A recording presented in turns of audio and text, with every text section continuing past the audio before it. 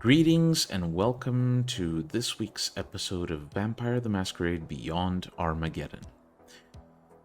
Before we begin, I'd like to make a few announcements. First, we are proud to announce that Sabbat the Schism is officially out now. Not only does it delve into the history and lore of the sect, it opens up multiple role-playing options for fans of the game, including new playable clans, elder level powers, and much more. You can find your own copy of Sabbat the Schism in the link below. Second, I'd like to thank RS Experiments, our local musical talent, for graciously providing the custom music you've been enjoying so far, including our awesome main theme song called Haven Dweller. If you enjoy any of the music used during the stream, and you'd like to hear more, you can find a full library of Mark's work by clicking the link below to RS Experiments' SoundCloud page. Lastly, if you enjoyed tonight's session and you'd like to see more, be sure to follow both our channels. You can catch us live most Sundays at 7 p.m. CET by tuning in to youtube.com/@EriseGames or at twitch.tv/EriseGames. Alternatively, you can enjoy all our recorded sessions on YouTube. Links below. Remember to like, subscribe, and be sure to leave us feedback and suggestions in the comments below. We hope you enjoy the session. And without further ado, let us delve into the world of darkness in tonight's episode of Vampire the Masquerade Beyond Armageddon.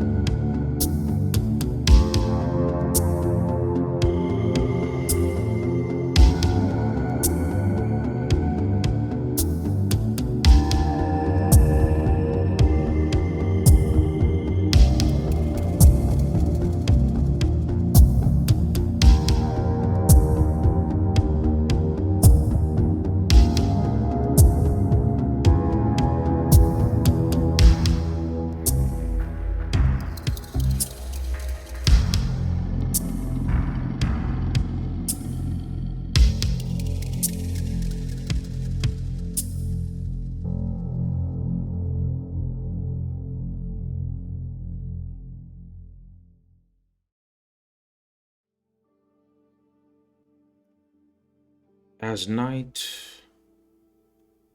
overtakes the city of LA and clubs begin taking in partygoers, residential areas begin to settle down and go quiet, and the ever-present humming of electricity becomes the only noise heard in the city. We join Jasper as he makes his way to the rooftop of a residential building. A quite isolated one when it comes to it, and close somewhat to a power line that runs through the entire city. As Jasper gets on his feet at the rooftop, he glances to the ground floor to make sure he was not seen before turning to the edge of the building, precariously close to the power line. A voice Not entirely in his head, but in his surroundings. Spoken in a way only he can hear. Says, freeing it, that would be noble. Be sure you don't enslave it.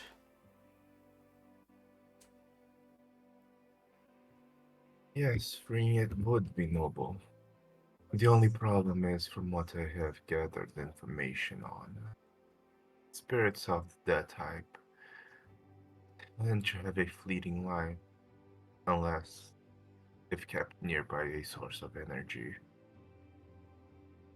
Fleeting by mortal standards, yes. Only our existence isn't as you say, black and white. We don't simply cease to exist. We return. And then, if nature calls to us, we depart once more.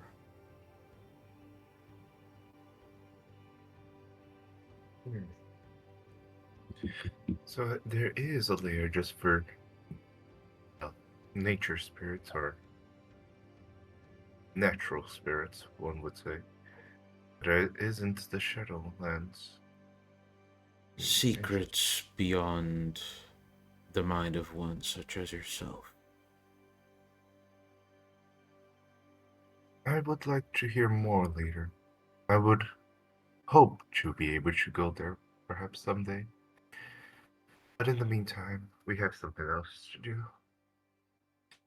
And Jasper would cut his wrist and start to trying to summon the spirit. As you approach the power line, with your wrist open, you urge some of your vitae to pull at the wound without actually dripping it. As you pry the wound open, there is a faint pull on the vitae, but you sense it's dampened, if not blocked. As you study the situation, try to figure out what's going on, the voice speaks again. The wire. It is in the wire, but it is contained.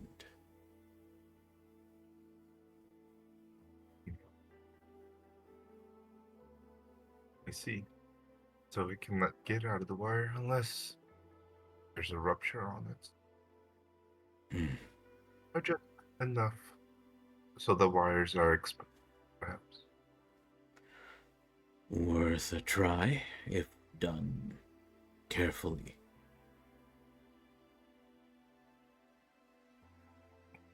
Jasper will go near the edge where the wires are. Mm-hmm. And with his tentacle, one of his bladed tentacles, tail tentacle, he will move it closer to the wire, just enough so he can almost touch it with it. Mm-hmm. The He would yes. he would then take a step back, remembering that perhaps it would be best to not be touching the ground if he's going to touch such a live wire. So instead, he will try to move himself so that there's something. He will try to look for something that he can probably use to throw it to cut the wire, just enough so it exposes the wire but does not go through. Mm. Something perhaps metal that can stick out by going in just enough. Maybe a rusty old pipe or something nearby. You may roll a perception and let's say perception alertness. Simple one. Perception Actually, awareness? perception melee. Perception melee. Yes. You are looking for something sharp that can cut. Does Auspex apply? Auspex applies to all perception rolls. It lowers the difficulty by the Auspex amount. Mm-hmm. If you activate it for your vision, that is. And if you do, please announce it. Yeah. Yeah. I will activate for my vision. Mm-hmm. So I think that's 2 successes. It is indeed. Actually, with the roll and the activation, that is 4 successes. Your eyes dart around, looking for something that might do the trick. You spot a few things. As you alluded to, there's piping within the building you are standing on, and there's sort of a rain-catching structure that buildings at least in the West, do have on the side. That essentially funnels rainwater out of the roof and onto the ground floor. While those are sometimes made of plastic, it seems this building is an older building, and so this structure is made of metal. You could break it and sharpen it. Another option is you do have bones in your body. While it's not ideal, you could sharpen one and essentially cut the wire from range. It'd be tricky, but it's something you could do.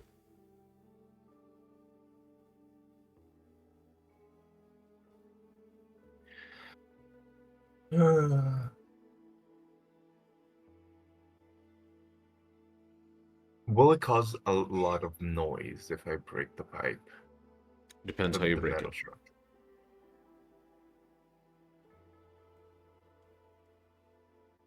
The problem is I have nothing, so most likely would have to rip it out, but would cause a lot of tension.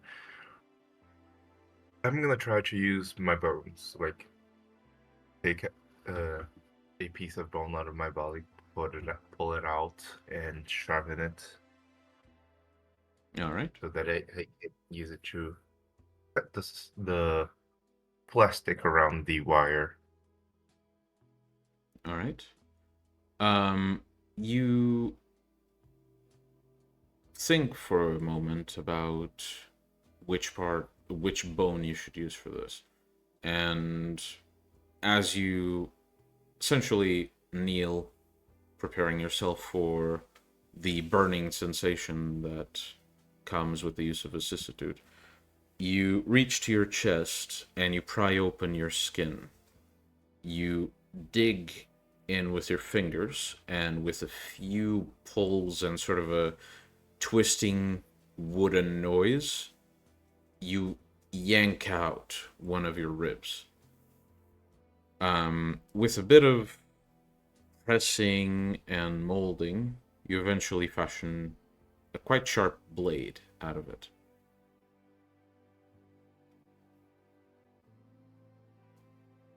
Yeah, I will wrap my tentacles around one of my tails around it, and use it to move closer enough to the wire so he can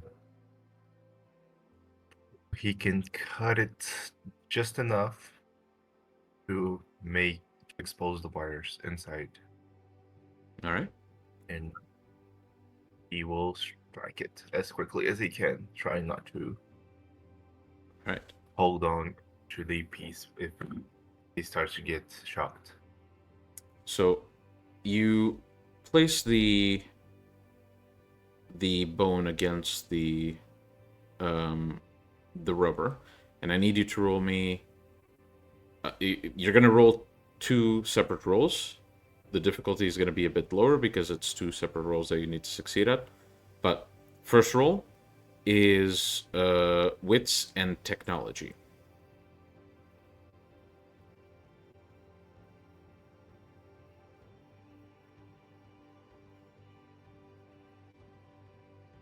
Mm-hmm.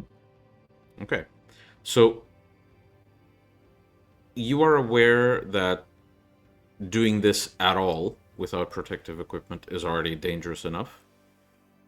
But you also happen to do your homework. You know how far deep the wires are and how easy it is for electricity to just spread through, even with a measly brush of something that, you know, is conductive.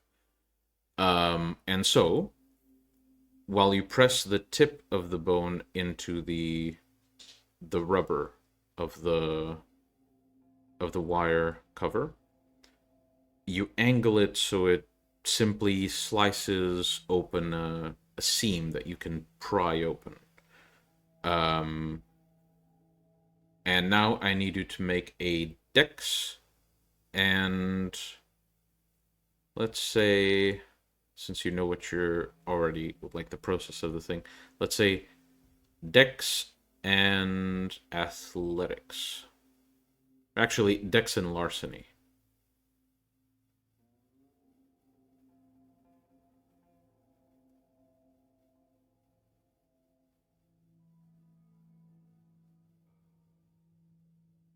I'm gonna use a willpower on this, just saying. Okay. Be sure to mark it off. All right. That's Okay. 1, 2. That's 3 successes. So with a calm, slow, and calculated move, you push the bone in until it creates this slice. Then you pull the rib out. You place it in your hand, and then use one of your tails to essentially push open the rubber. Just enough that the barrier is not completely broken, but less easily, less restraining. Mm-hmm.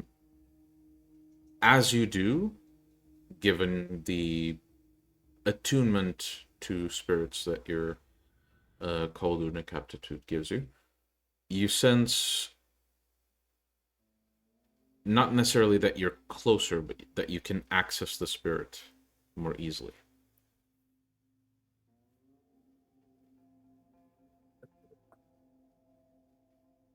Okay.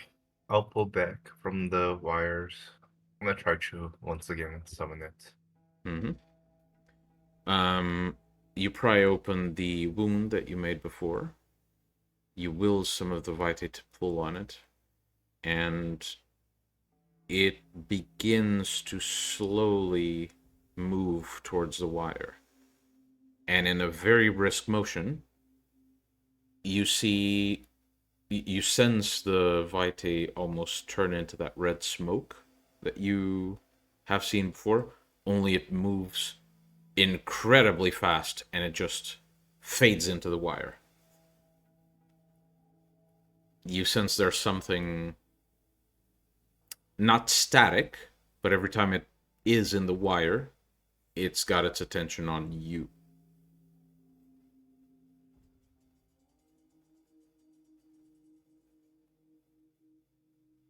And I guess I would speak to see if it at least can respond back to me. Oh, spirit of lightning, of electricity, can you hear me? Are you able to speak? The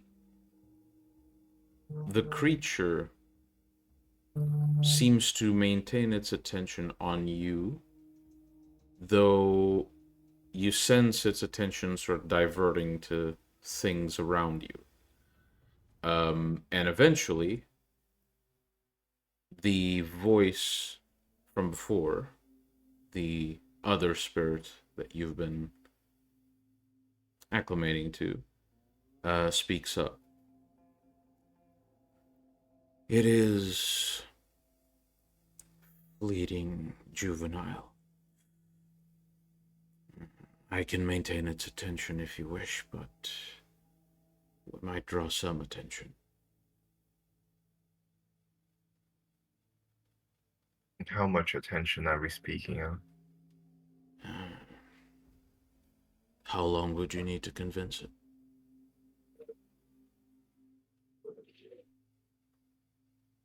Unsure, but probably I'll try as fast as I can be.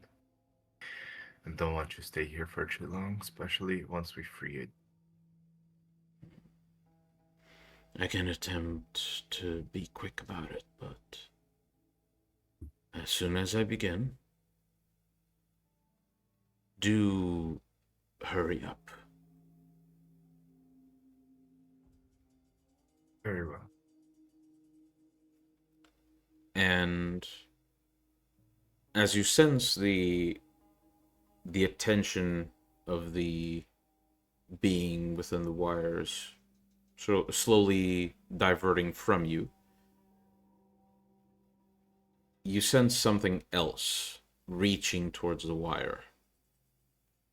And the spirit's attention immediately locks onto you and stays on you.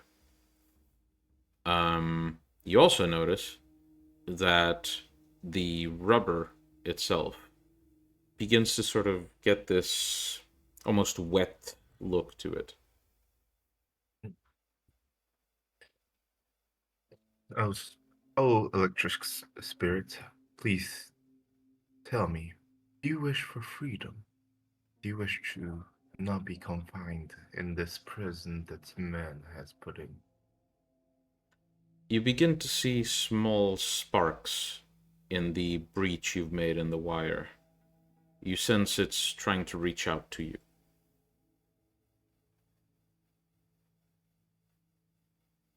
But I cannot hear anything from it, right?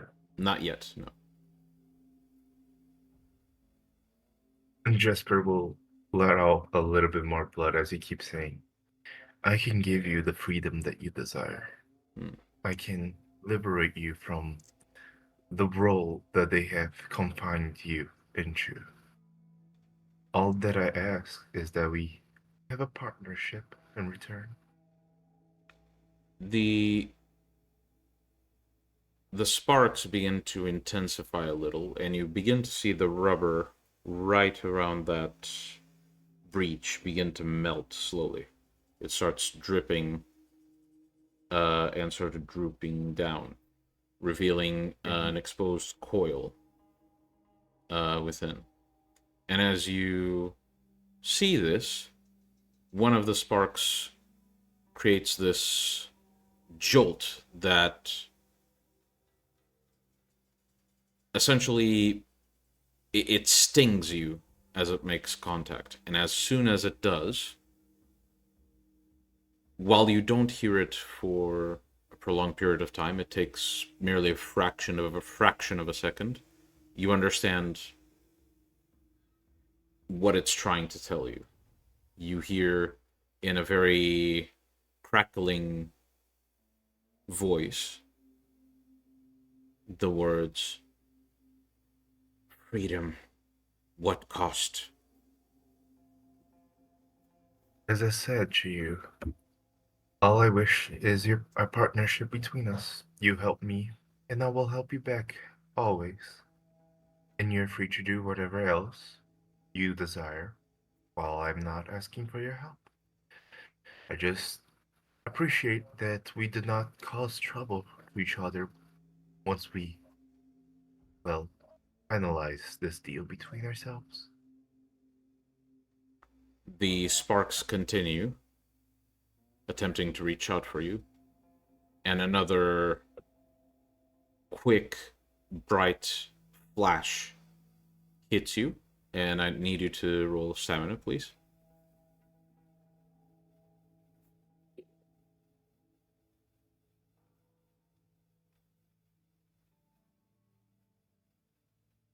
Okay. True. So you take 1 lethal damage as the crack of not quite lightning, but the spark creates this sort of cracking noise.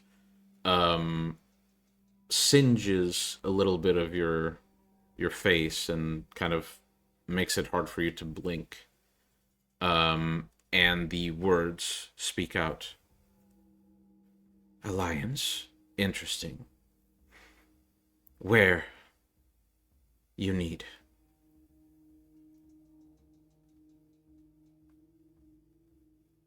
Where- Wait, where? What did he say? The last part? Where do we need? Where you need.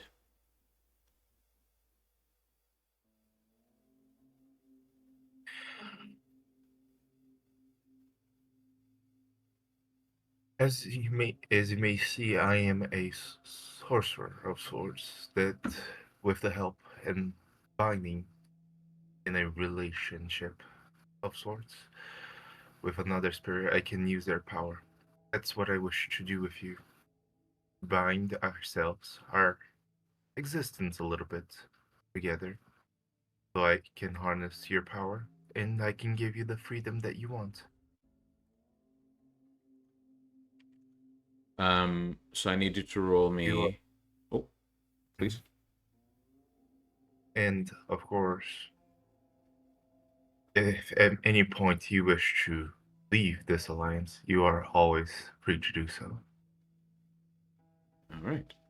I hope that does not come to happen. I will also heal 1 lethal damage while speaking that. Yep, that's fine. And please roll. Well, are you being honest about him having the freedom to leave? Yeah, Yeah. Then yeah. please roll me charisma. Let's see what would apply here.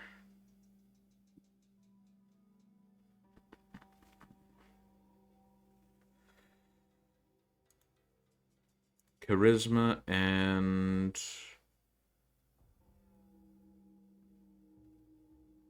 say expression. Expression. Mm-hmm.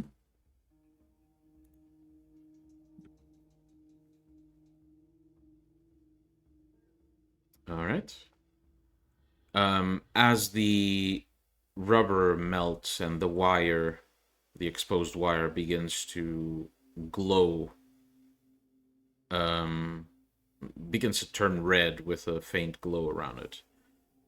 You Mhm. notice sparks coming off of the attached ends of the wire as the towers begin to essentially break with the strain of what's happening.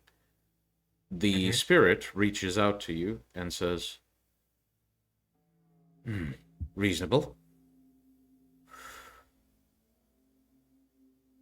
What freedom you give?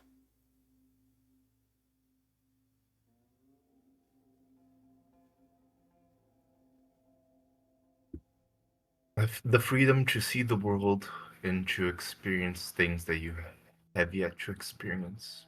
Like our friend here, my friend. Mm-hmm.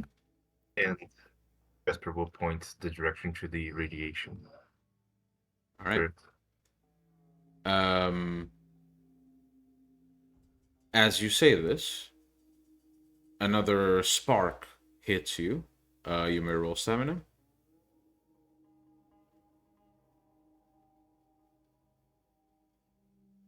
Agree. That's You one. take 3 lethal.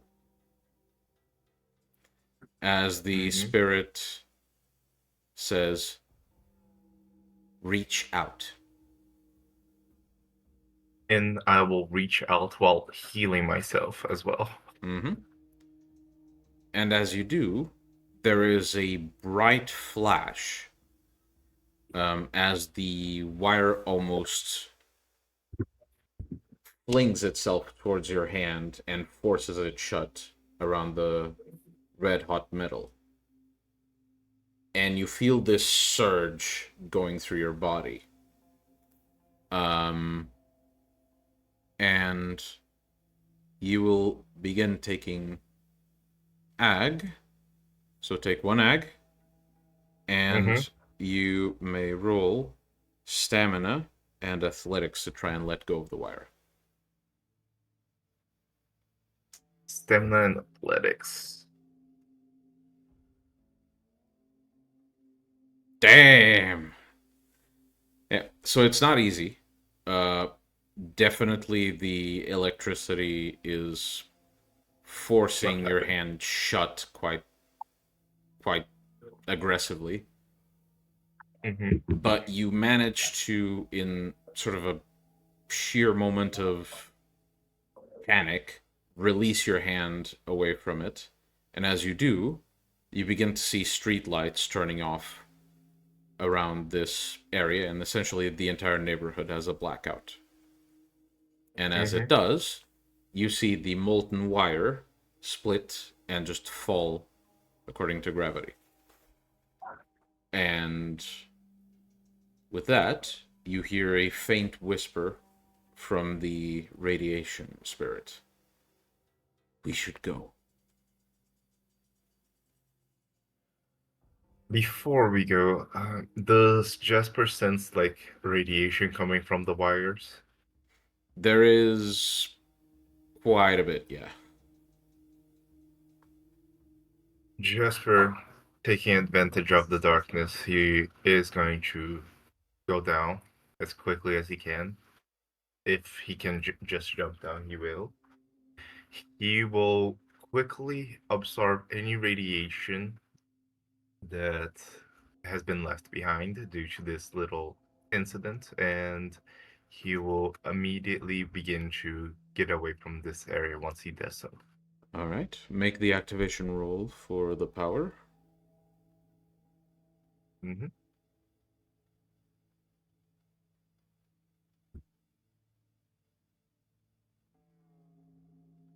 That is. Let me just double check.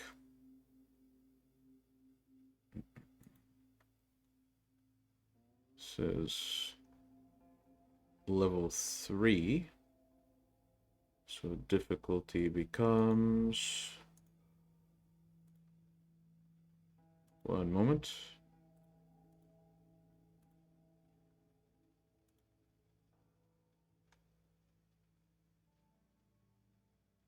So difficulty is 6, which means you get 1, 2, 3, 2 successes. Okay. So you climb down as fast as you can. And as soon as your feet are on the ground, you reach out towards both ends of the wire. And with focus, you begin to call upon the radiation spirit. You feel it reach out, and the wire's faint glow begins to reduce and become more stagnant and then fades completely. And you sense no more radiation emitting from the wires.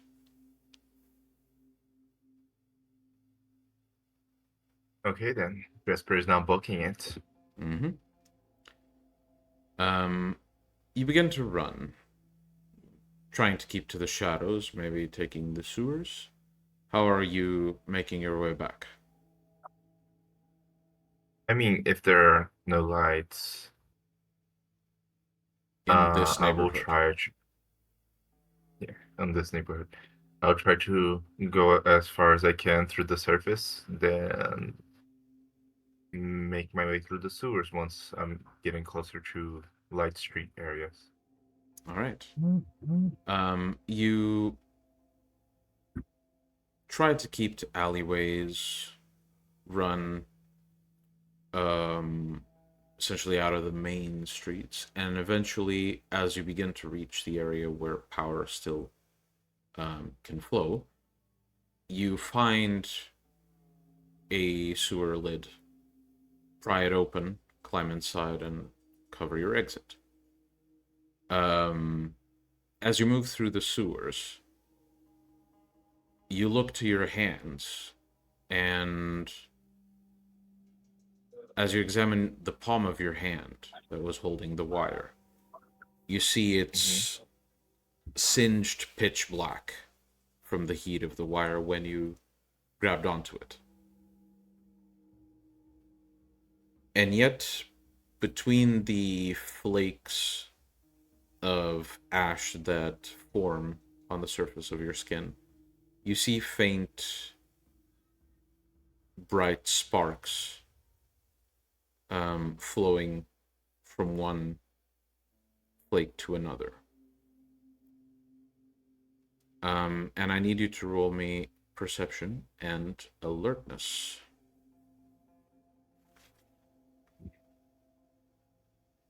Specs counts to it, right? Mm-hmm. Damn. Okay, I think that's successes. that is. As you make your way through the sewers, watching the effects of this interaction on your body, you hear a very faint sound. Incredibly, incredibly faint. It's no more than just a slight ruffle of fabric coming from further down the corridor. You sense, well, you hear that there's some activity there.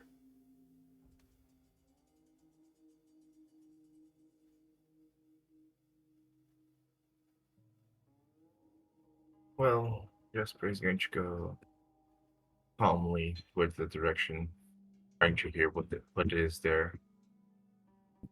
If it's something that could be of danger, he will probably find another pathway to go through.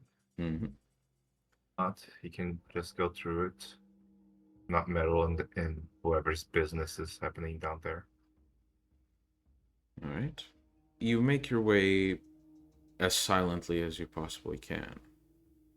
Um, Almost instinctively, your tails essentially hover over the ground and keep low, making sure not to touch anything. And as you approach the area, still not able to see who is making the sound, the figure speaks up. You are a very, very difficult man to track. You know that? At this moment, Jasper will stop completely in his tracks. He will move his three tails around him in the almost protective circle of sorts. Mm-hmm. And he will say, "Who is this?" Already knowing who it is. Um, I don't think that's something you need to worry about right now. Who this is not as important to your survival as what does this man want to know? May I approach? Just enough so that I can see you. There are footsteps that echo through the tunnel as the man makes his way closer, walking on the edges of this, essentially the staff passages of the tunnel. The man walks closer to you until you can sort of catch a few of his features thanks to the faint glow of the service lights. The man is dressed in a black suit with quite well kept hair. And he has a pair of sunglasses hanging from his shirt. He looks quite mundane, quite pale though. You can tell it's definitely Cainite. So, I've been told you made your way to LA in a very... You took a very interesting mode of transportation. Jasper, not moving a muscle, just says, what? Let's just cut down to the chase. I do have other matters to attend to, and you are definitely not who I'm after, so don't you worry. So long as you're honest, we can help each other even. If you tell me what I want to know, I'll give you one favor from me to you. I know you're in contact with someone pretty, let's say, high up within your bloodline. Where exactly did you meet them?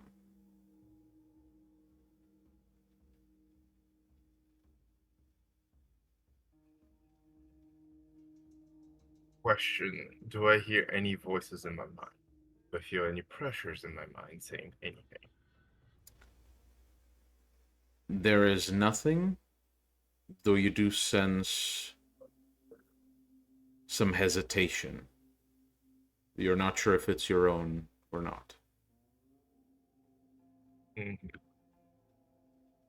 I'm going to say, I don't know. Who are you speaking of exactly? Do they have a name? And here I thought you were a bit smarter than that. Give you a second chance. You lie to me again, bad things start happening. I know you were in contact with someone. You know who. I want you to tell me where you met them, because you sure as shit ain't powerful enough to just appear in LA out of nowhere.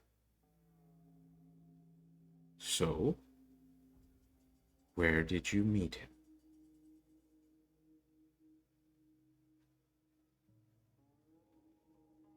Jasper ponders for a second before he says, are you speaking about my mentor? Well, I met them in Europe. I don't think you're going to find them easily here in the US. The man seems to look into your eyes almost as if he's looking through you. And he asks, are you in there?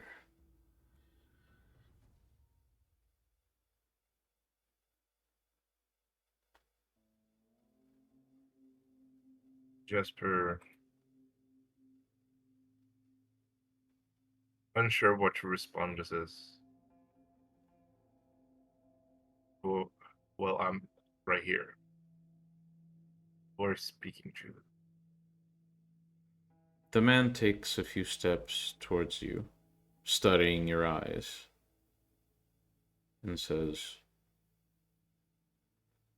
all right, it seems you lived longer than people expected you to. Let me just say, I'm glad to see you are still around. I'd like you to know I'm going to find you. Once I do, I'm going to make you feel every bit of pain you caused them. Once I feel that the result was satisfactory, I'm going to start killing every one of your descendants. And then we can see what happens. Now, you, vessel, Jasper, was it? You run along. Jasper. You go back to your friends. You go play your petty politics, chase your petty mission. Just know, wherever you go, I'll know exactly where you are. So feel free to pay your mentor a visit sometime.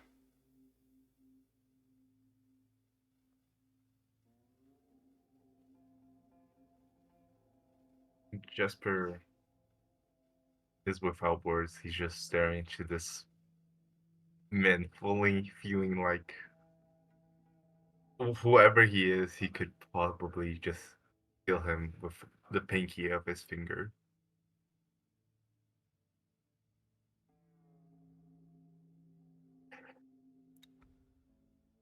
Well, what are you waiting for? Shoot. Go on. And Jasper will slowly start backing away, not turning around for even a moment, feeling very well confined in Mm-hmm. this small space that is the sewer. As you essentially make your way slowly, keeping your eyes on this, whoever this is, the man simply smiles, gives you a sort of goodbye, and as he does, he completely disappears from any sense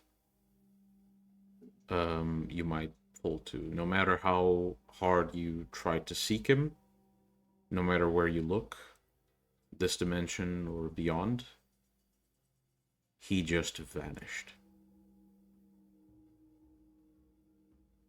Yeah, no, Jasper is now looking like as fast as he can towards Mm-hmm. any direction but there. And as Jasper begins to make his way back to the Haven, we will take a short break. We'll be back very soon.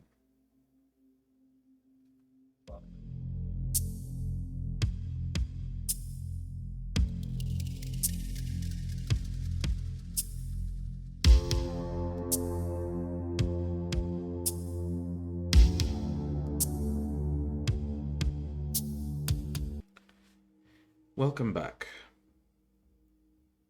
We now join Serena and Jack as they essentially seem to be waiting within the old abandoned haven they first used, the No, nearby we're hollow. not at the haven. We're in a forest bit You're in near. the forest around it. Yeah. Okay. And yeah, then we join Jack and Serena as they essentially make time in the forest surrounding the previous haven. Serena, by the way, is dressed in an outfit that could accuse somebody as like that could make someone accuse her that she's cosplaying as Jeanette Warman. Look, I kinda trust you on this one, but why specifically tonight? Because Jeanette is traveled tonight to Hollywood. So we have a suitable time. She doesn't do that often.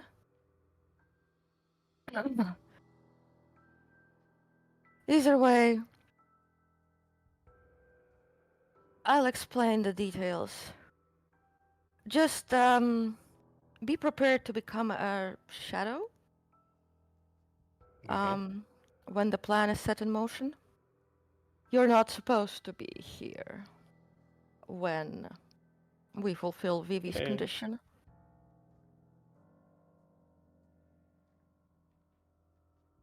That's okay.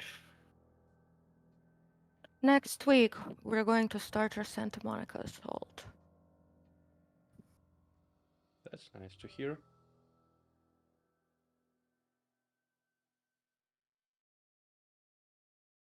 Well, of course, all of this is going to be moot if we cannot summon.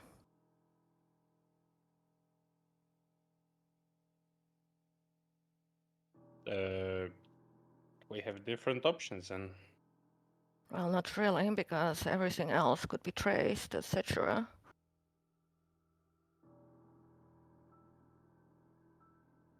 But well, let's let's... hope that if not, Big M we'll... deals cards your way.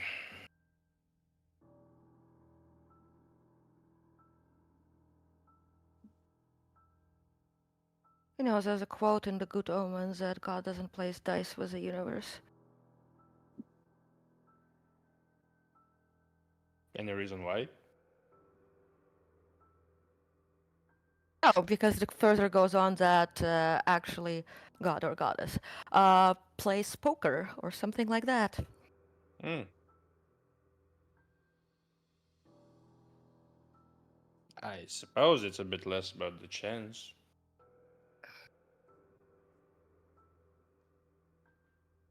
God doesn't play dice with the universe.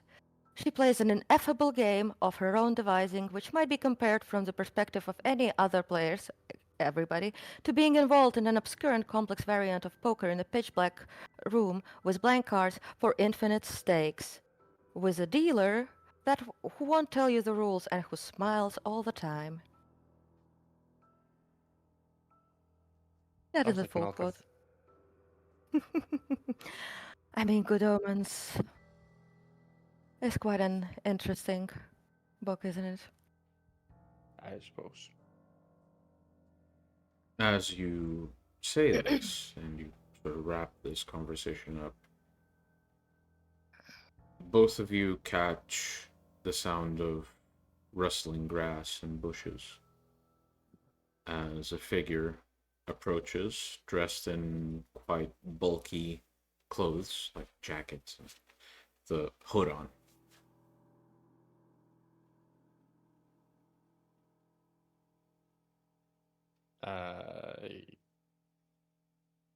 I'll look that way, trying to discover, like, to see who's that. As the yep. I look with I use Auspex to see who's approaching. All right. Well, I won't Perception have you alertness? roll. I won't have Okay. you roll because person approaches, and as the hoodie is pulled back, you see Vivi, Miss Velour. She looks to both of you and says, "So you got the recording?" No, I figured something that would be less incriminating for us, but also quite pleasant for you. Tell me, Miss Velour, are you capable of using summoning? Why would you want to know? Well, right now is a good time for Javi to be very... And as Serena speaking, she basically changes her appearance to look like Jeanette. To be offed by the Baron of Santa Monica, Jeanette. Because the timing is right. If you're able to summon him, you can watch him die for real. All right. I suppose I can just film it with my phone then. It's best not to film it. If you want, I have a certain power that can make you relive this moment as many times as you like. No. With full... No. I need a recording of this. Problem with the recording is that the recording is going to have a timestamp.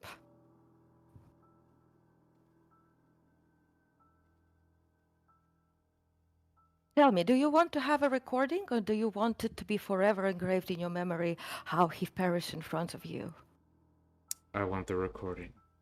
It's not about the memory. Oh, I think I've... Well, A camera that doesn't send it to the cloud straight.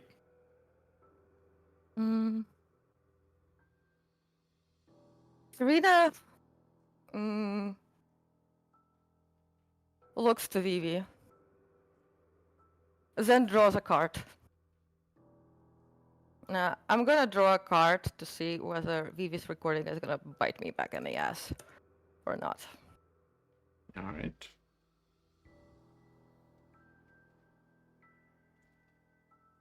I need to fetch the... 1, 2, 3, 4, 5, 6.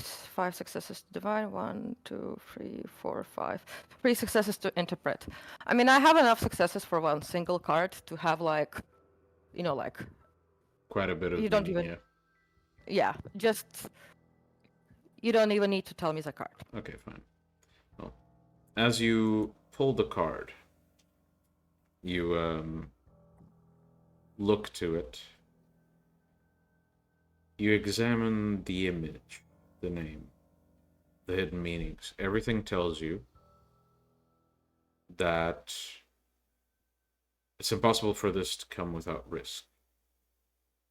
Mm-hmm. But it is also very possible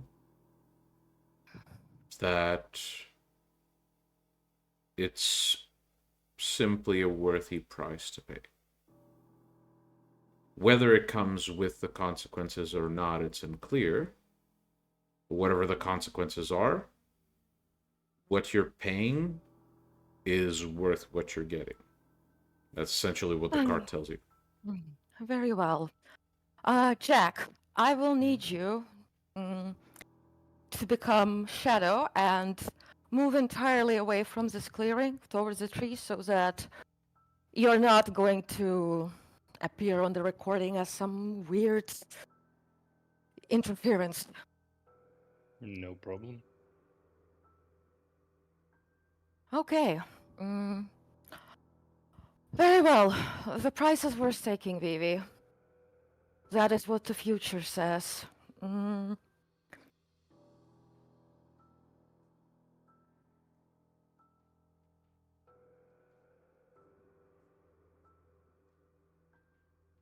And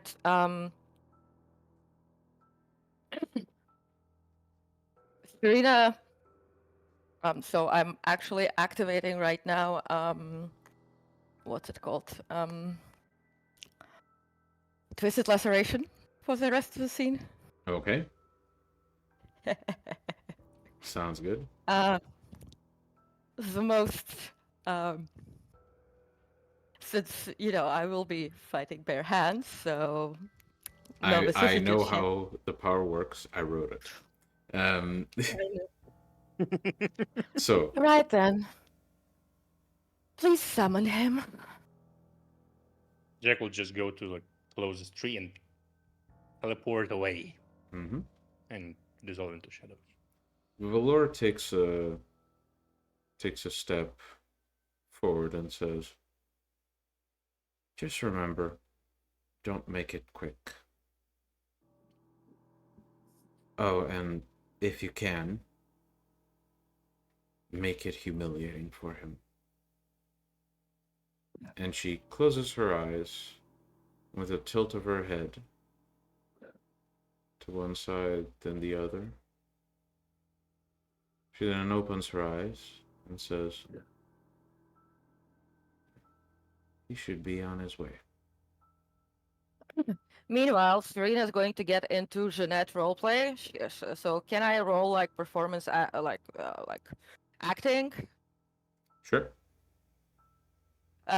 Is it going to be manipulation? It is manipulation and Okay. performance, yeah. Yeah, does persuasive apply? To be persuasively Jeanette. Usually persuasive applies when you're making arguments towards something. I'd say your other specialty applies, definitely. This one doesn't. Mm-hmm.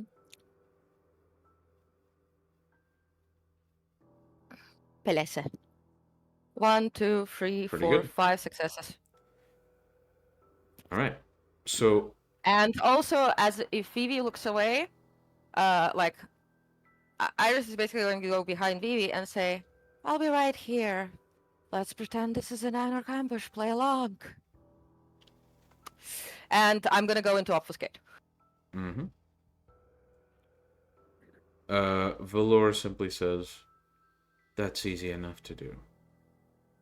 She takes her phone from her bag and begins to mess with it. And a few minutes pass. 5, 10, 15. Eventually, half an hour passes. And at some point, a figure manifests almost from nothing. Brushing aside the vegetation to have a look at Vivi. Velvet, basically, as soon as she lays eyes on him, I need both of you to roll perception and empathy. Mm-hmm.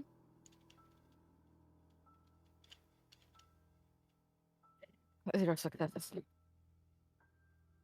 Give me a sec.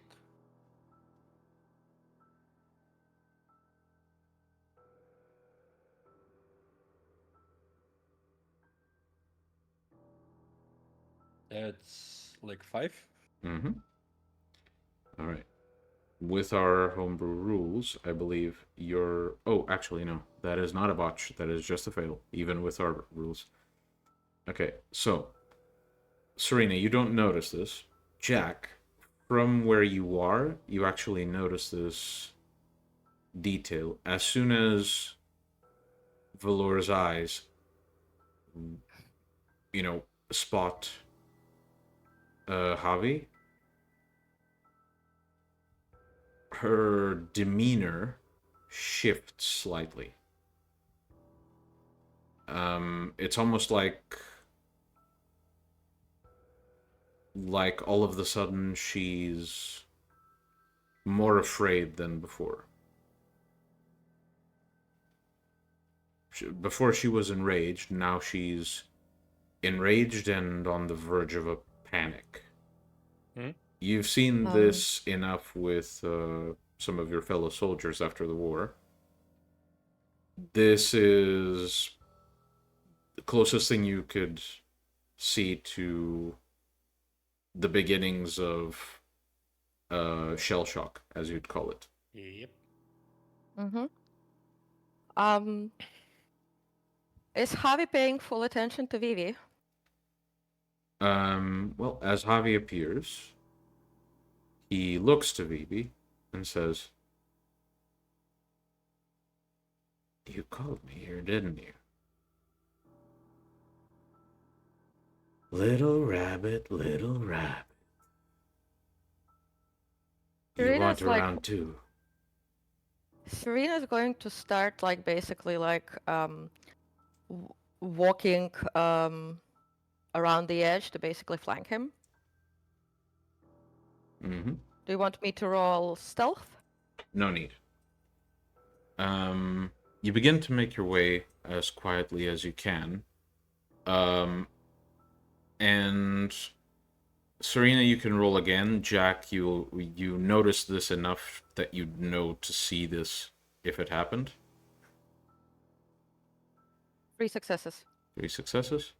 Okay, both of you notice that while she has her phone in her hand and she has, she's prepared to take the video, her hand is fucking shaking. And she starts almost leaning a little bit back as if she wants to step back, but her legs are really obeying. Javi takes a couple of steps forward, almost as if he's circling Velvet. I knew you'd Serena's miss going me to- eventually. And he prowls around almost like an animal viewing prey. Right.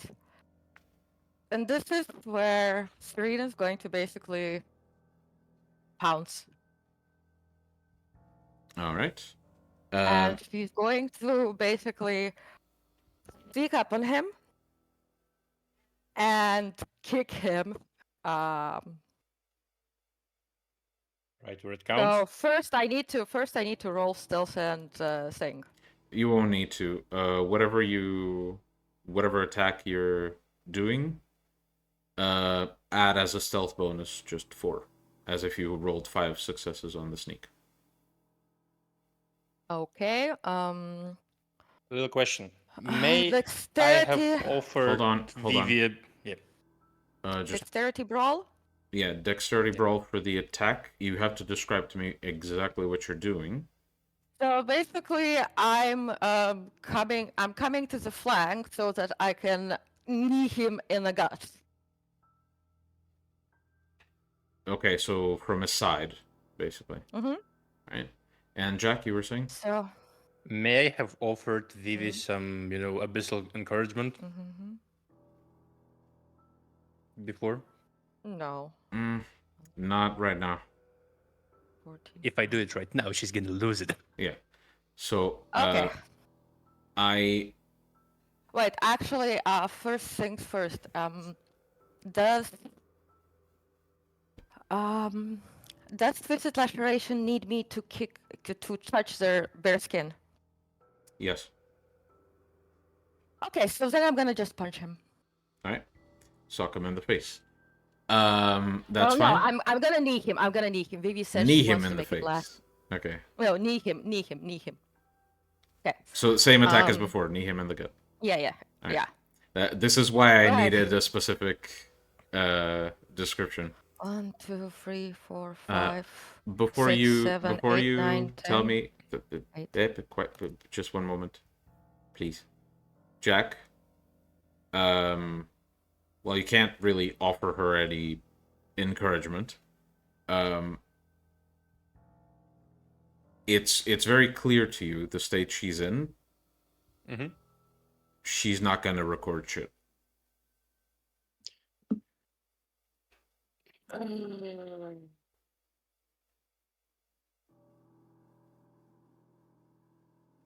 Yeah, I'm just gonna envelop her heart in shadows. Make it make it braver for her for a second. Sure. So I have 8 to hit. Do I roll for damage strength? Well, with 8 to hit, you can just choose how much you hurt him here. Yeah, but I'm kneeing him. I know. I'm just allowing you to choose how much you're hurting this guy. All right, I forgot. Jack, make Let's whatever. say. Hold on. Just one moment. Jack, make whatever roll you need for that ability. I just spend blood. Yeah, you just spend blood, and she needs to roll, right? No. No? She's It gonna just have happens? her stamina lowered if. Okay. Yeah, that's fine. The way Shadow Play just works, I spend blood and she may get one less stamina. Okay. Yeah, that's fine.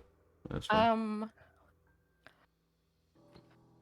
Cecil said that Javi is an excellent soldier, so Serena would assume that he'd have some fortitude or whatever, soaking skills, whatever. So, and this is going to be bashing. Mm-hmm. So it's going to be, let's say 6. All right, 6. I'm going to roll for his fortitude.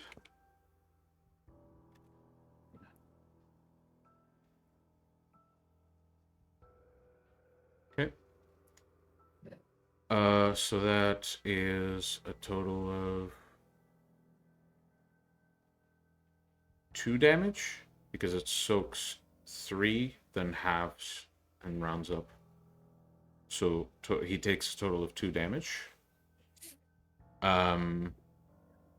So you appear out of thin air for anyone around you as you put a good amount of force into this attack, and you knee him in the gut. You feel something give in on his ribcage as he doubles over, and almost instinctively, you see him, instead of reacting like you'd expect most people to react, he lands on all four, already with his claws out, and he turns to you, baring his teeth. Jack, as you enshroud Vivi's heart and sort of harden her will, for a moment she still seems petrified, but you spot the slight motion of her thumb as she presses record. Do we roll for initiative? Yes. Dexterity plus wits, right? And plus the celerity. So you roll 1d10, and you add your wits, your dex, and your celerity. 1, 3, 4, 10, 15. Everyone rolls once today. Jack. I'm not participating in it. Like, I'll need you to roll anyway, just if you decide to pitch in. okay. I need to know when you can pitch in. That's dexterity. By the way, Jack, Serena told you not to pitch in. Yeah, I know. Okay. So, as he lands from this attack, that is your turn, Serena. That was a surprise attack, so now the initiative starts. Okay. Right, then it's your turn. Oh, and I need to roll for Vivi as well, just in case. As Serena looking like Jeanette, just like stretches her arms and says, "You yap too much. Bad dogs. It's time for you to be put down. You're disgusting." And I'm gonna punch him in the face. All right, roll for it.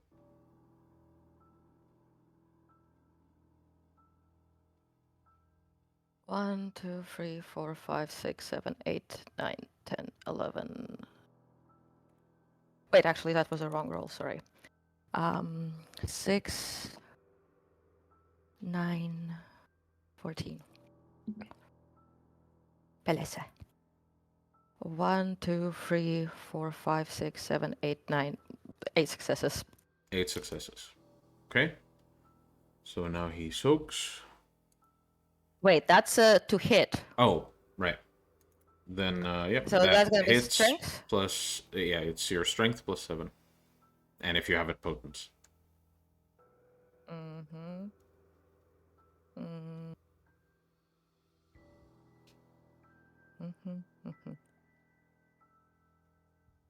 1, 2, 3, 4, 5, 6, 7, 8, 9. 7 successes. 7 successes. No, he Ones soaks. don't count on damage. 8 successes then. Wait. 1, 2, 3, 4, 5, 6, 7, 8, 9. Okay. Then he's going to soak, and he's going to spend a point of blood to auto-soak some of that damage. How much damage was it? 9? 9. Okay.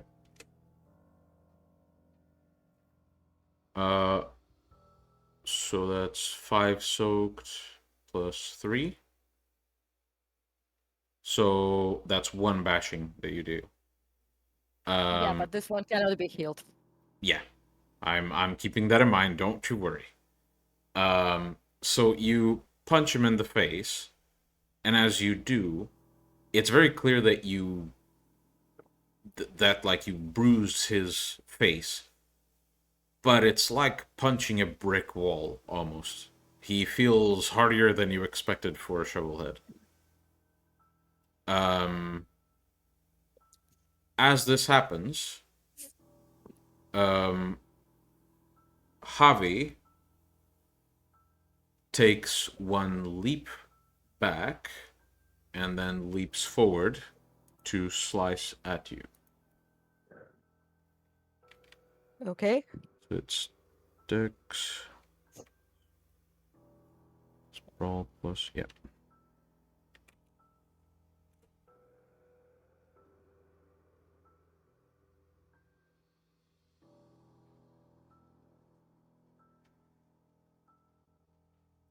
Okay, so that's 6 to hit. And now it's his strength plus feral claws is plus 1, right? Or, yeah, plus 1. So that's strength plus 1. And plus potence, which okay. So that, and then for the amount of successes he got, already forgot the amount of successes. God damn it. 6. Yeah. So that's that plus 5. So damage is shit. It's not the damage. That's a roll. Sorry.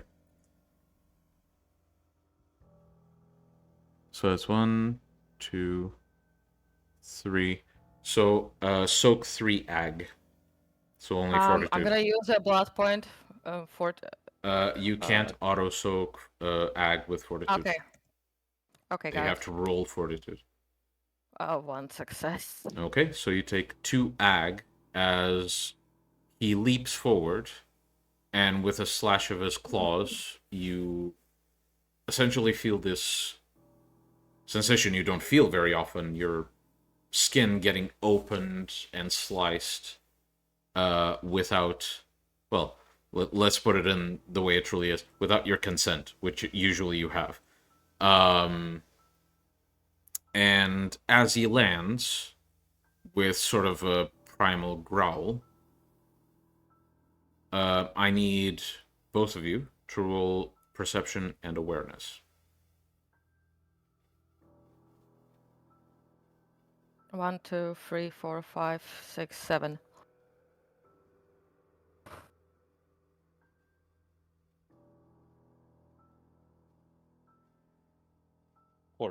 Mm-hmm. So both of you sense something happening, almost an echo coming from Javi. And Serena, Okay. you sense this echo,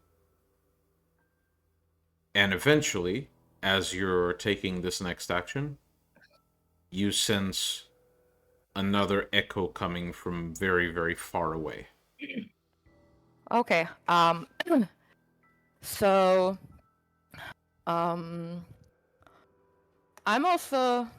Oh wait, just a second.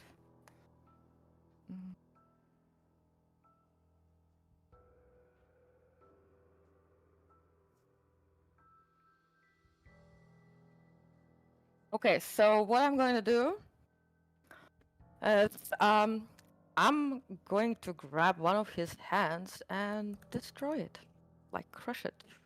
All right. So that's a Dex and Brawl. Difficulty is going to be, I'd say, at a +2, since you're not just grabbing a hand, you're grabbing a hand covered in claws that deal ag. I'm gonna use a willpower point and okay, 1, 2, 3, 4, 5, 6, 7, 4, 5 successes to hit, and then for 4, 9, 9 and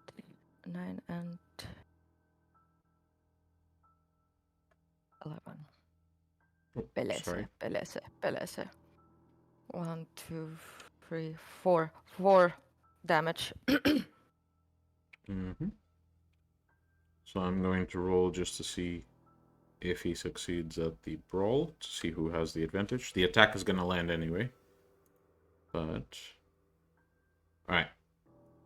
So, basically what happens is, as he emits this echo and has one of his hands perched on the ground, one ready to strike, in a motion, he begins to move it forward, and you manage to grab it and begin squeezing at it. And while you start hearing some bones breaking, and you see him essentially howl in pain, his other hand moves and grabs yours. So you are in a grapple, and you did land, but he got more successes than you in the resist to the grapple, so he's controlling whatever happens next. Okay? Okay. All right. So what's next? Vivi seems to continue to film the situation, and Jack, you have been watching Vivi more closely, or the fight? Just like observing everything. All right. Just roll me a 1d10 then. Mm-hmm. Okay. As your eyes, as your attention, drifts from the fight into Vivi and examining the whole situation, you begin to see Vivi kind of shrink into herself as she holds the camera, and you begin to see tears pooling, like bloody tears pooling on her eyes. And as this happens, Javi,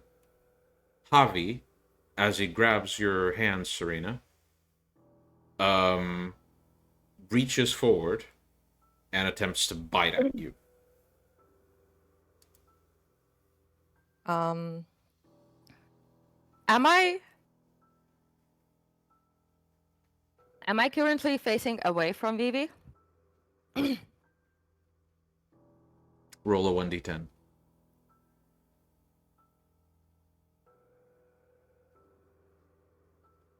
Seven. Okay. Your back is turned to Vivi, yeah. Excellent. All right. So, it's his turn still. So he's going to attempt to bite you, which is Dex plus Brawl to hit. His pool of Dex plus Brawl. Hold on. Taking all of this out of memory. Sorry. Okay. There we go.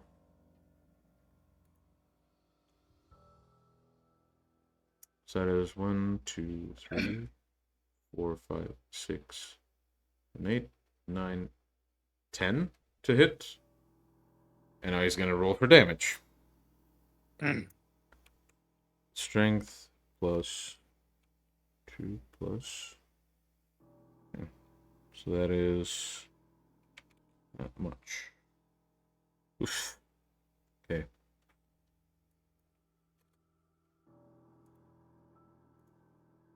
Given how much potential damage this will deal, Jack, you haven't taken your action, so I'm allowing you to interfere if need be. Okay. If need be.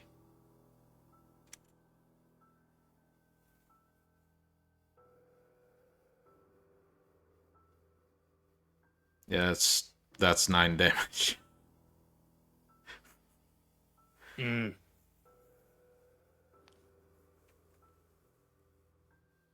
But that's what type of That's damage? ag. Yeah, because it's a Yep. bite. Tony. Like, she can soak with fortitude. I'm giving you one chance because you haven't used your turn. You can do something to interfere. If I fucking knew what. Blank out his eyes. That would be a valid idea, to be honest. Yeah. Yeah, probably do that. You can even summon tentacles in his mouth so that it's not visible. You do realize they're 2 fucking meters long. Make it go inside. It's just become a very weird Japanese cartoon, didn't it? Yes.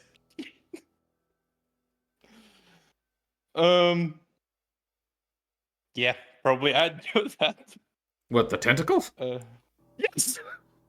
Have you seen the fucking damage? Jesus, okay. Let him bite on a fucking tentacle.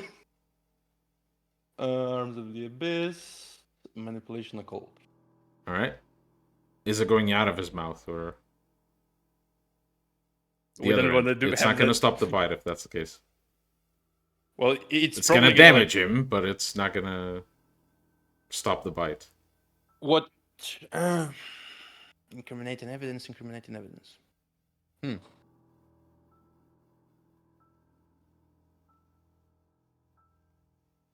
Can't go like a fucking gag into his mouth. Tell you what. Like, across. I will reduce the amount of tentacles you spawn to 1. The roll doesn't change. And the amount of successes will basically count as more of a dex and stealth type of deal to see if it shows up in the footage. Delese. Yes! Hell yeah! Oh my fucking god, that's a lot. 1, 2, 6, 7, 8, 9. Alright. So that The is the difficulty is 7. entirety of the damage that you just soaked. So, Serena, as you see his jaw basically jolt towards you, and your unlife kind of flashes before your eyes, you hear him chomp down, but instead of pain, you feel like a cold sensation bracing against your neck and kind of pushing you back a little. As you look forward, you see Javi's jaw just ripping a shadow tentacle in two as it dissipates into nothing. His eyes become very alert and begin darting towards the darkness, then back to you. And it's your turn. I can't hear you. Get him! I'm going to use my jaw. Mm-hmm. And while he's darting, so that he doesn't see it open. Mm-hmm. And I'm gonna bite back. But I'm gonna bite deep. All right. Okay, so what am I rolling? So you roll your dex plus brawl. And the attack is your strength plus 2 ag damage. Beleze. 1, 2, 3, 4, 5, 6, 7, 8. So 8 to hit. 7. So that's 7 plus strength plus 2. And I should mention, I allow pullback of damage depending on the result you want to achieve. 1, 2, 3, 4, 5, 6, 7, 8, 9, 10. Wait, 1, 2, 3, 4, 5, 6, 7, 8, 9, 10. Yeah, 10. All right. So yeah, you basically get to decide how hurt he gets from this shit. This, to be very clear, this is enough to one-shot him. Oh, right, he has to soak. Completely forgot. Okay, there's fortitude. 11 successes. That's 11 fine. successes. Unless he rolls all successes, which he didn't. So instead of 11, it's 9. Which is enough to one-shot him, so you can just decide what happens. Can I do it until he's on his last, like, basically Yeah, you crippled? can pull back the damage until Yep. he's crippled. Like, not Yeah. torpid, just crippled. Yep. Mm-hmm. All right. So, where do you bite him? On the shoulder. All right. Well, as you bite into his shoulder and pull to the side, in a very sneaky application of your modifications, just before the bite, your jaw splits in two, and you lock onto his shoulder. And as you pull back, Jack, what you see Serena do is pull back, and Javi's shoulder, arm, and a good chunk of his torso all fly out, stuck to Serena's mouth. Mm. Yeah, I basically also close my mouth so that it's not on the video, okay?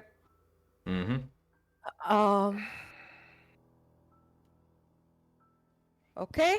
So now he's down to crippled. Can't heal that egg. So that's -5 to everything. It always leaves him at least 1 die of damage. Oh. Does he fall or something? Yeah, he basically falls to the floor trying to crawl away, kind of very non-successfully.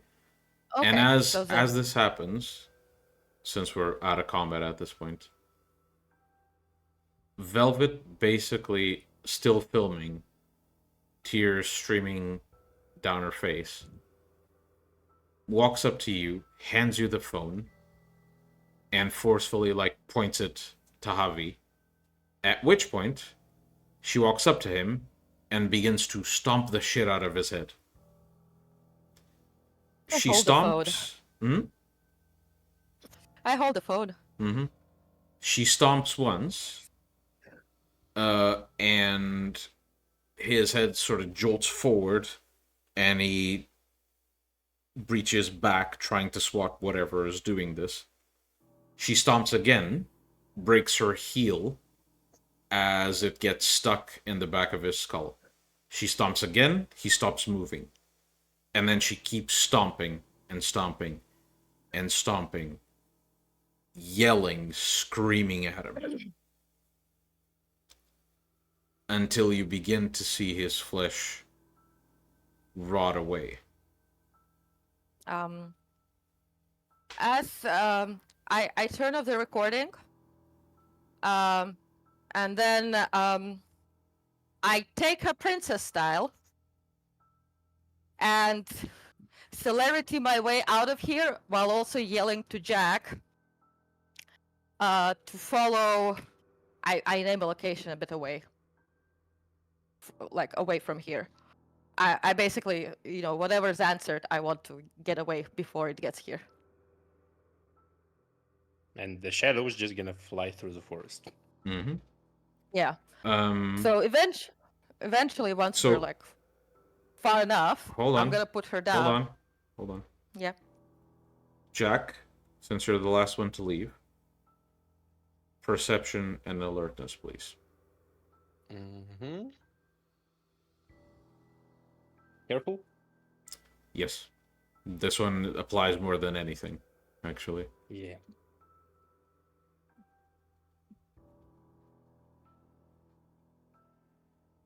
By the normal difficulty, it's 2. Okay. As you're less by aspects, but more. As you're slinking away from the crime scene, you manage to spot that neither the screaming or the stomping has stopped.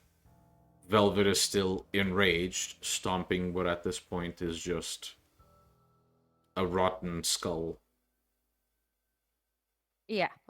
When it's done, Iris is going to grab Velvet, like princess style, and slink to that place.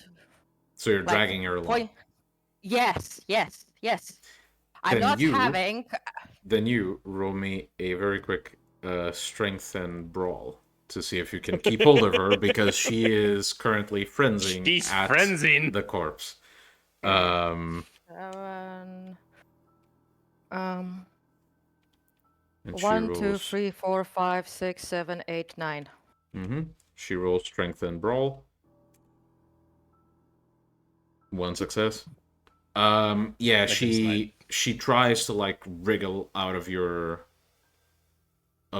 grip, essentially thrashing in the direction of the corpse, crying out loud as you sprint away. Yeah. I sprint away far enough, like basically to a point previously agreed, like which will be far enough. And once we arrive there, I put her down and I say, it would probably also be somewhere where we parked the car, like further away, so that. And it's not going to be the usual car. It's going to be like a random car. We have plenty of cars. It's going to be a random like mom car or something. Yep. And as Serena like puts Vivi into the back seat. By the way, could I have? No, actually, I'm not gonna like do that. Let it be. Let the ashes lie where they are. Serena basically puts Vivi in the back seat, hands her her phone, waits for Jack to get over here, since he's probably traveling slower than her on celerity. And as she fixes the mirror so that she can see Vivi's face in the back seat, she looks to her. Didn't that feel nice? I assume he had been a horrible sire to you. One of the worst type. Sadly, such sires exist regardless of sect. I was once part of Camarilla, and my sire was the worst type of man. I was only lucky that, due to circumstances, he perished. I had a chance to save him, but I simply watched him die in the middle of blazing fire.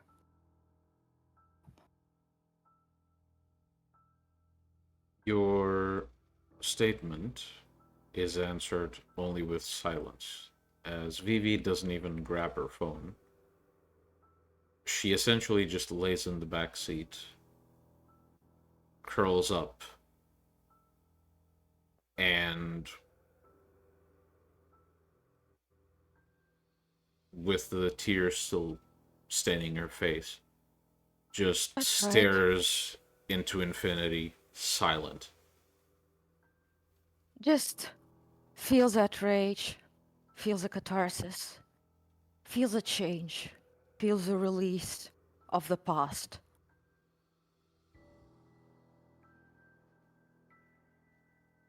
I have to say, my lover was not kidding when he said he was one of the best warriors. If it wasn't... And as Serena's speaking, she looks around outside so that, like, there's nobody outside, and at a... Well, no, actually, she still is in Jeanette, like, until they leave this area.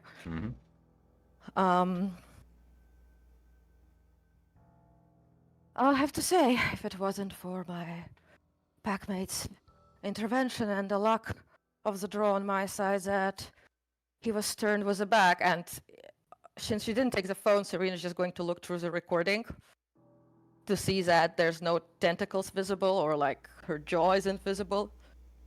I almost thought myself a goner. I thought my luck ran out. And my lover would come to find me in hell in order to berate me for being so careless. It'll be... At some point in this conversation, Jack will be just the shadow in the car. Yeah, I Like when she assume finishes, the entire time this conversation is going on, Jack is like a shadow in the glove box or some shit. Yeah, Serena also tells Jack, until we escort Vivi back, let us Jack, stay hidden. It's no good if you'll be seen with Miss Vorman and Miss Velour after they did such a daring attack on the Sabbat. Out of the glove box, you see like on the passenger seat, like a shadow with some thumbs appears. All right. Serena looks to Vivi and then says, "So, tell me, do you want me to numb down this emotion so you can come back, or would you like to feel it all? What would be best for our deal?" She keeps absolutely silent. Well, that is a no. Serena's going to start like driving around Hollywood because they still need to go to the witches, so driving around Hollywood would be useful. All right. And she's just waiting for Vivi now to speak.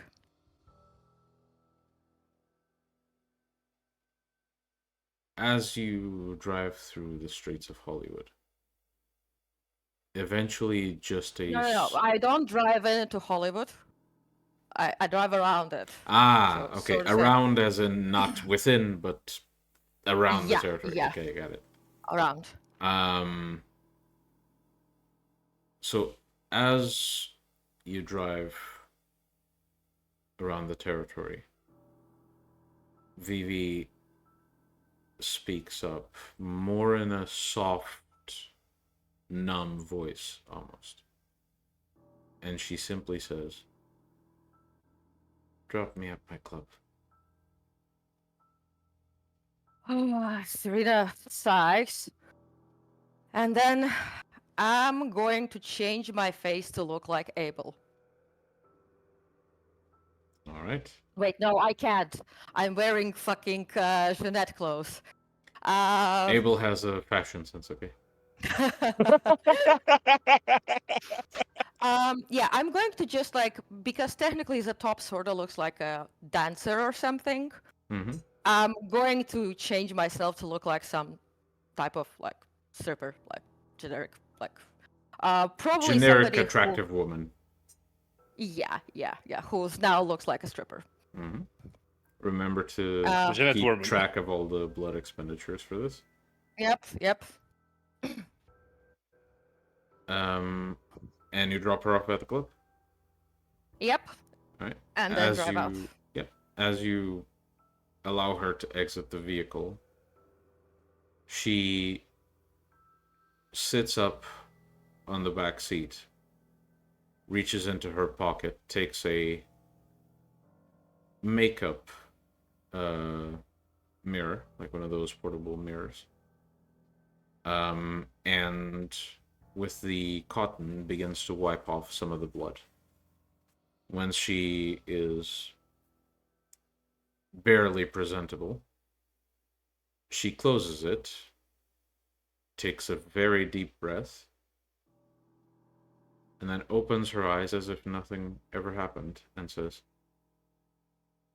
"I'll be seeing you sometime in the future." And simply Have a good leaves the night. car. And Serena basically zips out of Hollywood as the quickest way to be out of Hollywood.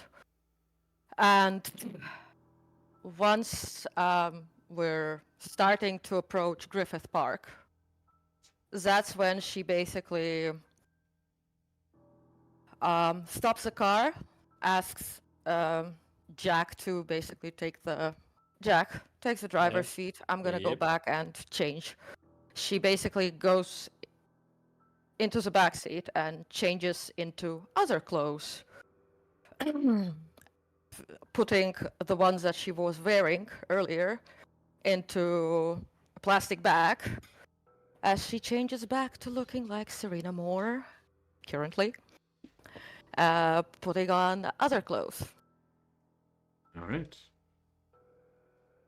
And this is as you drive towards the to the edge of the Griffith forest. Park. Okay.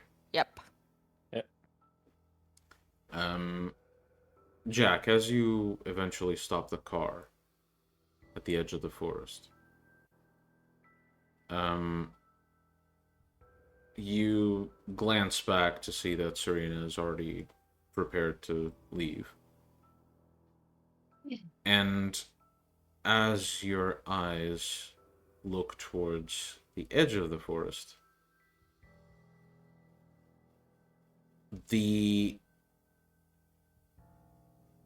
there is a roll perception alertness, please. Mm-hmm. Careful. Yes.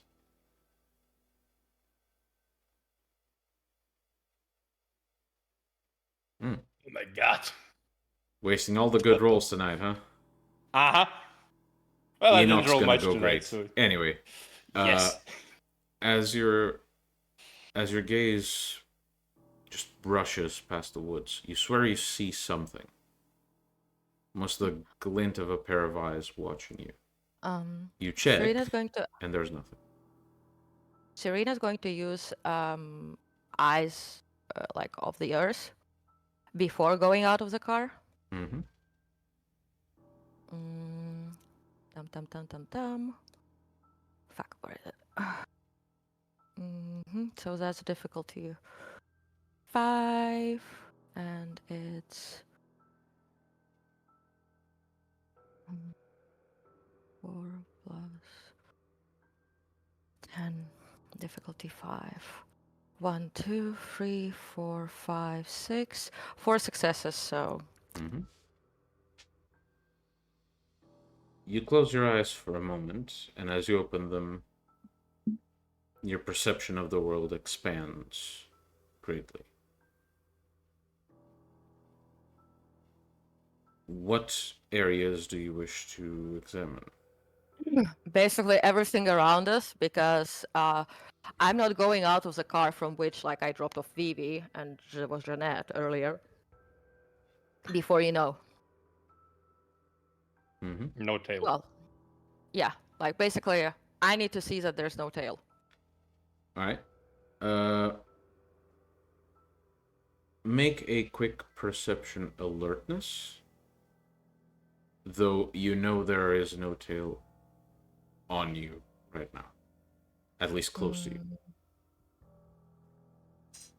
1, 2, 3, 4. Okay. As your perception expands, brushing into Hollywood, you spot at some point a group of what look like drunk teenagers that for a moment look familiar. Is it Javi's pack? As you focus, you recognize them. You've seen them before. It is Javi's pack. And while some of them are keeping this, drunk teenager facade going,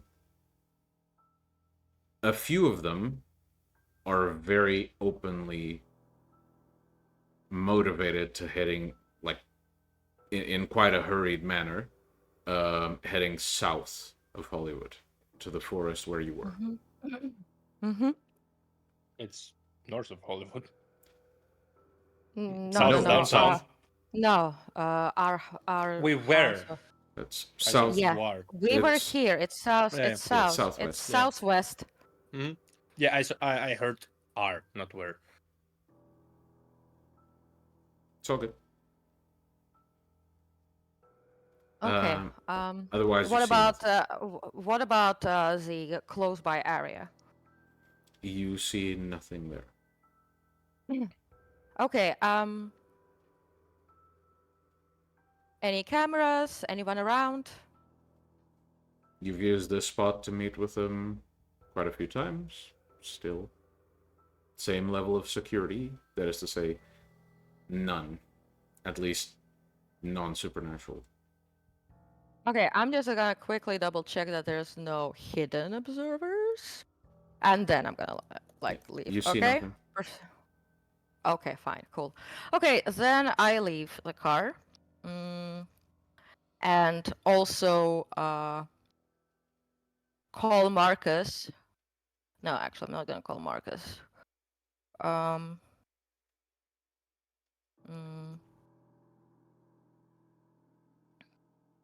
okay, well, I'll figure that out later. I leave the car and I basically go to uh, like basically show to Jack that to follow. Yeah. Didn't you want to ask them if I may come? All right. So I approach a tree and I whisper to it, I have come to speak with the mistress of the forest in person, and let me know if I can take my packmeat with me. You wait a few moments. And after a minute, maybe two, the same woman you met with last time steps out of a nearby tree, looks to you and to your packmate waiting in the car, and then just gestures with her head. Okay. We follow her. Yep. You walk into the woods following this tribal-looking young woman, and as she makes her way through the forest, eventually you reach a familiar clearing. At the center of the clearing is a sapling in front of which sits the old hag, swaying with her eyes closed, as a number of birds approach and seem to almost loiter around her. They hop around, perch themselves, sometimes even on her leg or her shoulder, and just seem to be very at peace. They don't even notice you approach. As Serena approaches, she says, "Greetings."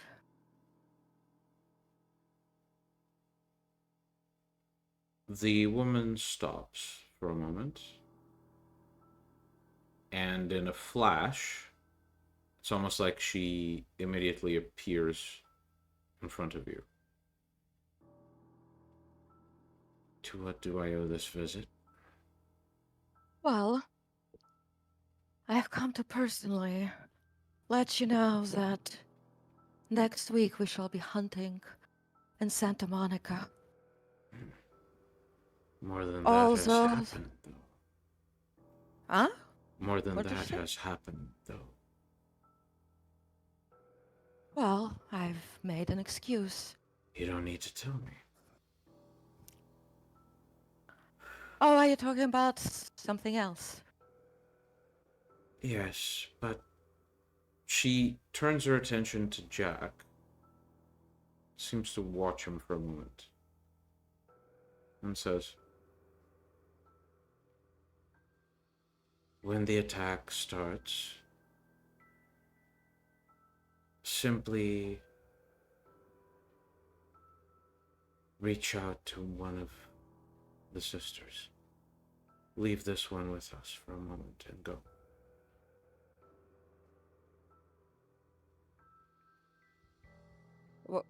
What is she saying? Is that she saying to me or to Jack? Yeah, she says that to you.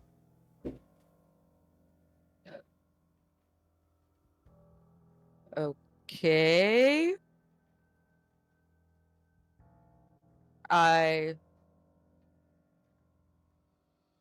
Serena looks to Jack. And as she's passing him by, she just tells him with aspects, I'll be watching. Jack will just do like the slightest little nod. Mm-hmm. As Serena begins to walk away, the hag seems to watch you quite carefully, Jack.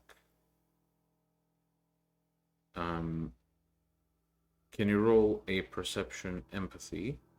This is going to be at difficulty 10. You need at least 110 to succeed. Perception, empathy.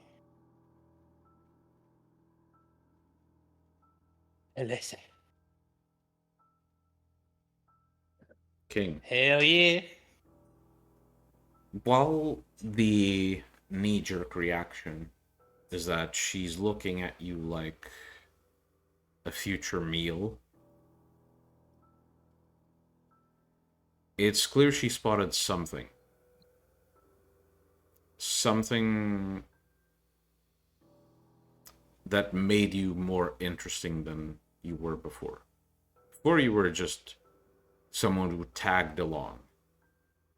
Inconvenience. Now you kind of stood out enough for her to be interested.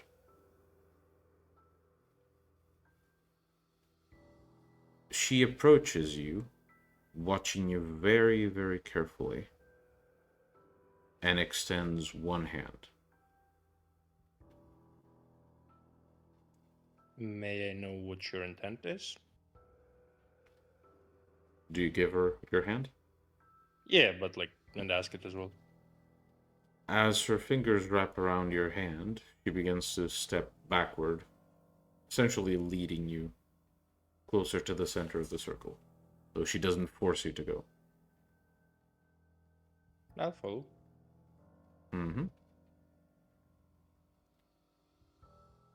As you do, she seems to be very carefully examining you. Almost as if she's looking into your damn soul. It's almost creepy how she does it. At some point, her eyes rest on your chest, and she says, "You've been digging around." Yeah. I'm not really sure what the end result would be, but I guess you know who I met.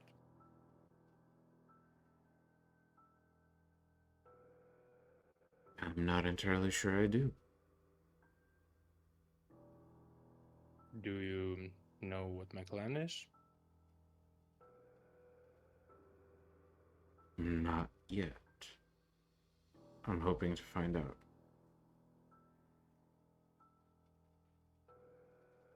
It is a clan of shadows. As you say that, her hand almost immediately releases yours. I see.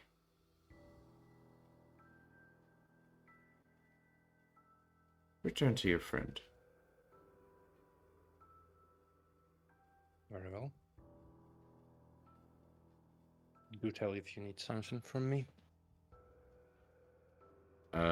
She doesn't respond, but as you begin to walk away, she turns, almost looking through the floor, and takes a step to the side and says, "Do hurry. Your presence here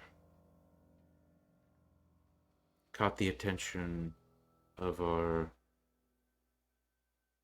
the local wildlife." It seemed to do.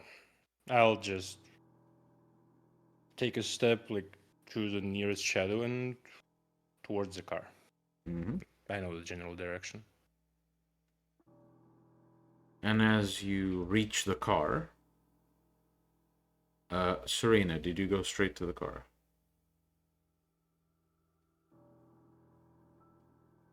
You're muted. Yes, I did. Stepping through the tree. As Jack, as you approach the car, you see Serena essentially standing No, sitting in a car already. driver's seat, I would assume. Mm-hmm. Right? Yeah. Just waiting in the driver's seat.